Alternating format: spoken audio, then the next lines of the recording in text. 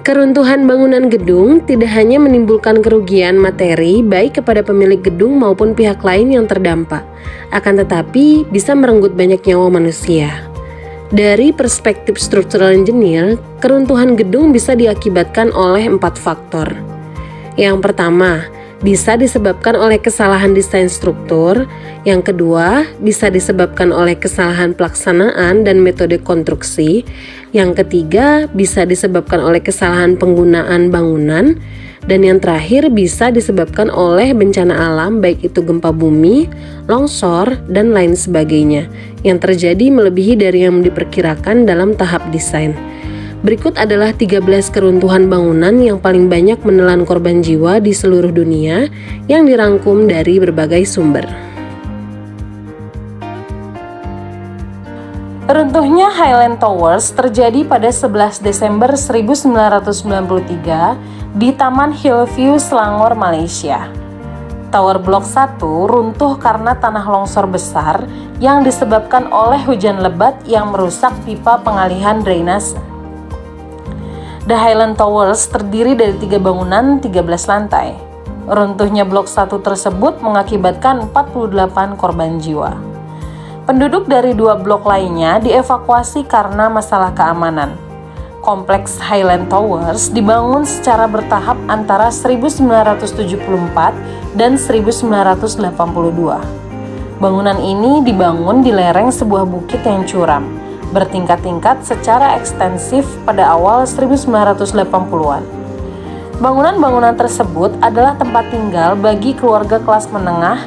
Persentase yang cukup besar dari penduduknya adalah ekspatriat.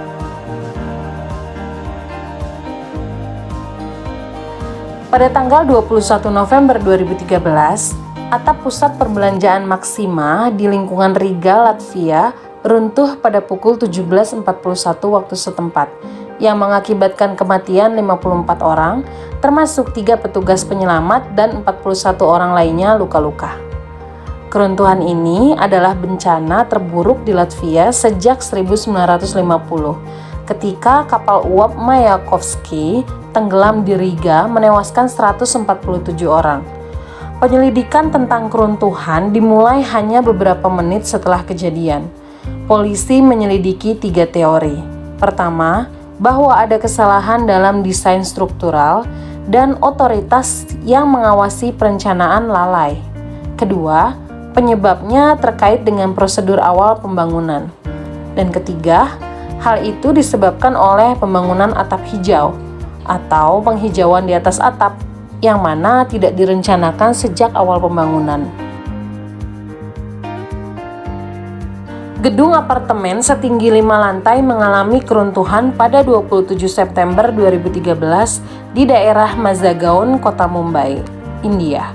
Sedikitnya 61 orang tewas dan 32 lainnya luka-luka dalam bencana tersebut. Bangunan yang runtuh pada pukul 6 pagi itu dihuni lebih dari 100 orang. Polisi mengatakan bahwa keruntuhan terjadi setelah lantai mezanin dibangun tanpa izin di gudang kantor di lantai dasar gedung. Bangunan berusia 32 tahun itu dimiliki oleh perusahaan Kota Brihan Mumbai. 3 pejabat di Departemen Pasar Sipil ditangkap karena tidak menindaklanjuti laporan bahwa bangunan itu tidak sehat setelah pekerjaan renovasi yang dilakukan sebelum terjadinya keruntuhan tersebut. Pada 28 Januari 2006, atap salah satu bangunan di pameran internasional Katowice runtuh di Katowice, Polandia. Pukul 17.15 waktu setempat, bagian tengah atap bangunan roboh dikarenakan turunnya hujan salju yang lebat, yang disinyalir beban salju tersebut melebihi kekuatan dari atap bangunan. Menurut polisi, ada sekitar 700 orang di aula saat runtuh. Keruntuhan lebih lanjut terjadi 90 menit kemudian selama operasi penyelamatan. Pemerintah Polandia mengkonfirmasi bahwa telah ada 65 orang tewas serta lebih dari 170 orang luka-luka. Gedung apartemen 6 lantai yang terletak di pinggiran selatan Foggia, Italia, mengalami kerusakan struktural dan meledak dengan sedikit tanda peringatan. Seluruh keruntuhan yang dicatat oleh seismograf Institut Spekola Negeri hanya berlangsung selama 19 detik saja. Keruntuhan tersebut terjadi pada dini hari tanggal 11 November 1999. Bangunan tersebut merupakan kompleks apartemen dengan 26 rumah susun dalam waktu kurang dari 30 tahun. 71 orang tinggal di gedung itu, 67 orang tewas. Penyebab terakhir ditentukan karena pengerjaan yang buruk dan bahan bangunan asli. Bangunan itu didirikan selama ledakan ekonomi, periode di mana Italia mengalami pertumbuhan kota dan industri yang pesat, dan pembangunan kembali setelah Perang Dunia II masih berlangsung. Pembangkit listrik tenaga uap batubara yang sedang dibangun mengalami keruntuhan platform saat sedang membangun bangunan cooling tower pada 24 November 2016. Sedikitnya ada 74 orang tewas dan 2 orang lainnya terluka dan terperangkap setelah platform konstruksi di pembangkit listrik di kota Fengcheng, Jiangxi, China tersebut runtuh.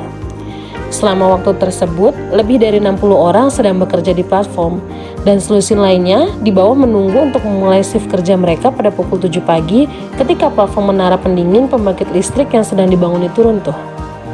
Beberapa pihak menyebutkan penyebab keruntuhan ini karena pemangkasan durasi waktu, sehingga kontraktor diharuskan bekerja ekstra serta kurang baiknya manajemen proyek. Sebuah blok Margala Tower yang terdiri dari 10 lantai di Pakistan telah runtuh pada 8 Oktober 2005, mengubur sebagian besar penghuninya di bawah reruntuhan. Keruntuhan ini diakibatkan oleh gempa bumi yang mengguncang Islamabad dengan kekuatan 7,6 skala Richter. Anehnya dan untungnya, semua bangunan lain di daerah itu dan di daerah lain kota itu berhasil menahan gempa bumi dahsyat berkekuatan 7,6 skala Richter tersebut. Sebenarnya tidak ada keterangan resmi dari pihak berwenang mengenai alasan teknis keruntuhan bangunan ini. Akan tetapi, banyak pihak mensinyalir keruntuhan bangunan ini disebabkan oleh kelalaian pihak kontraktor, khususnya dalam mengerjakan bagian struktur bangunan ini. Runtuhnya kompleks 17 lantai di distrik Yongkang, Tainan, Taiwan menyebabkan 115 kematian dan merupakan sumber korban terbesar untuk gempa berkekuatan 6,4 skala Richter. Berdasarkan sampel dari beton-beton bangunan yang telah runtuh, pihak berwenang mengatakan mutu beton yang kurang baik serta faktor air semen yang berlebih menjadi alasan untuk keruntuhan bangunan ini. Tidak lama setelah kejadian, Institut Beton Taiwan dan Asosiasi Industri Beton Precast Taiwan mengadakan konferensi pers di Universitas Nasional Taiwan atau NTU untuk menyerukan reformasi peraturan mengenai struktur bangunan beton untuk menyikapi kejadian ini. Gedung televisi Canterbury yang terdiri dari 7 lantai di Christchurch, Selandia Baru, terjadi pada 22 Februari 2011, mengalami keruntuhan dan menelan korban sebanyak 115 jiwa. Keruntuhan tersebut disebabkan oleh gempa bumi, akan tetapi sesuai hasil penyelidikan bangunan tersebut terdapat ketidakcukupan desain struktur. Runtuhnya gedung CTV adalah salah satu dari beberapa yang diinvestigasi oleh Canterbury Earthquake Royal Commission yang dilaporkan pada bulan Juni 2012. Royal Commission menentukan bahwa struktur bangunan tersebut memiliki duktilitas yang kurang untuk menahan beban-beban lateral, termasuk beban akibat gempa bumi. Sebuah bangunan tower dengan jumlah 9 lantai yang dikenal sebagai Dar Harat runtuh di Kathmandu, Nepal pada 25 April 2015 mengakibatkan 200 korban jiwa. Bagian atas tower tersebut mengalami keruntuhan seutuhnya dan hanya menyisakan bagian bawahnya saja. Sebelum runtuh, bangunan tersebut merupakan ikon dan memiliki daya tarik wisata utama di Kathmandu, Nepal. Pada tanggal 25 April 2015, sebuah gempa bumi terjadi dengan perkiraan kekuatan 7,8 skala Richter, melanda Kathmandu dan wilayah sekitarnya menyebabkan runtuhnya menara. Pusat gempa berada sekitar 29 km timur tenggara Lamjung, Nepal.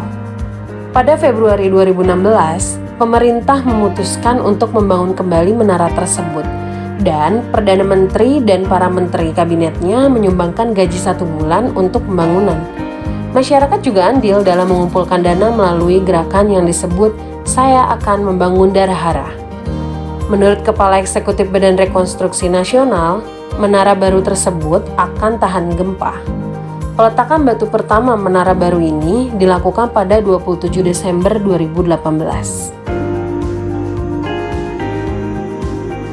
Sekolah dasar Zeitresen yang berlokasi di Spitak, Armenia, mengalami keruntuhan pada tanggal 7 Desember 1988 akibat gempa bumi yang mengakibatkan 400 korban jiwa. Investigasi setelah keruntuhan juga mengungkapkan masalah struktur bangunan yang berkontribusi pada keruntuhan, seperti hubungan yang buruk antara beton percetak lantai dengan struktur dinding dan kolom. Keruntuhan tersebut diakibatkan oleh gempa bumi dengan epicentrum terletak sejauh 18 km sebelah utara-barat Laut Spitak. Kerusakan dan keruntuhan bangunan tidak hanya pada sekolah dasar tersebut, akan tetapi terhadap bangunan-bangunan lain. 15.000 orang terluka dan 517.000 orang kehilangan tempat tinggal. Korban tewas akibat gempa tersebut sejumlah 25.000 orang yang tersebar di seluruh wilayah Armenia. Pada tahun 1987, pekerjaan konstruksi Samphong Department Store yang berlokasi di Seoul, Korea Selatan dimulai. Pada awalnya, bangunan direncanakan untuk blok apartemen dengan tinggi 4 lantai. Namun, pada saat konstruksi mulai berjalan, developer berubah pikiran dan memutuskan untuk menjadikannya sebagai sebuah department store. Dengan adanya perubahan peruntukan tersebut, menuntut perubahan desain yang signifikan, tidak terkecuali menuntut adanya perubahan layout struktur bangunan tersebut, termasuk menghapuskan beberapa kolom atau tiang untuk memberi ruang bagi eskalator. Para pengembang juga ingin menambahkan lantai 5 untuk restoran. Banyak perusahaan bangunan menolak untuk membuat perubahan, menyatakan bahwa bangunan akan tidak aman, tetapi akhirnya pengembang menemukan satu perusahaan yang akan membangun apa yang mereka inginkan. Department store dibuka pada tahun 1990, menarik hampir 40.000 pengunjung setiap hari. Pada April 1995, retakan muncul di langit-langit lantai 5 yang memaksa toko untuk menutup lantai 5. Hanya 2 bulan kemudian, pada bulan Juni 1995, sisi selatan bangunan itu runtuh. Runtuhnya Departemen Samphong dianggap sebagai salah satu bangunan paling mematikan yang runtuh menewaskan 502 orang dan melukai lebih dari 1.500 orang. Investigasi membuktikan penyebab ketidakmampuan pengembang untuk mematuhi standar bangunan dan penambahan lantai 5. Bangunan Rana Plaza atau juga dikenal dengan nama Savar Building terdiri dari 8 lantai dan menampung sejumlah pabrik garmen yang mempekerjakan sekitar 5.000 orang, toko, dan bank. Kepala Dinas Pertahanan Sipil Bangladesh mengatakan bahwa 4 lantai atas telah dibangun tanpa izin. Sementara arsitek Rana Plaza mengatakan gedung itu awalnya direncanakan untuk pertokoan dan perkantoran dan bukan diperuntukkan untuk pabrik. Sementara sejumlah structural engineer sudah menekankan resiko untuk menempatkan pabrik di dalam gedung yang dirancang hanya untuk toko dan kantor. Struktur tersebut berpotensi tidak cukup kuat untuk menahan beban dan getaran alat berat. Pada tanggal 23 April 2013 atau sehari sebelum runtuh, saluran TV merekam cuplikan yang menunjukkan retakan di gedung Rana Plaza. Segera setelah itu, seluruh pekerja yang ada di dalam gedung tersebut dievakuasi dan toko-toko serta bank di lantai bawah juga ditutup. Akan tetapi sore harinya pemilik dan manajemen gedung mengatakan kepada media bahwa gedung itu aman dan pekerja harus kembali bekerja besok. Salah satu manajer bahkan mengancam akan menahan gaji sebulan dari pekerja yang menolak untuk bekerja. Bangunan ini mengalami keruntuhan pada 24 April 2013. Pencarian korban tewas berakhir pada 13 Mei 2013 dengan korban tewas sebanyak 1.134 jiwa dan sekitar 2.500 orang yang terluka diselamatkan dari gedung tersebut. Kejadian ini dianggap sebagai kecelakaan kegagalan struktur bangunan paling mematikan dalam sejarah manusia modern dan juga bencana pabrik garmen paling mematikan dalam sejarah.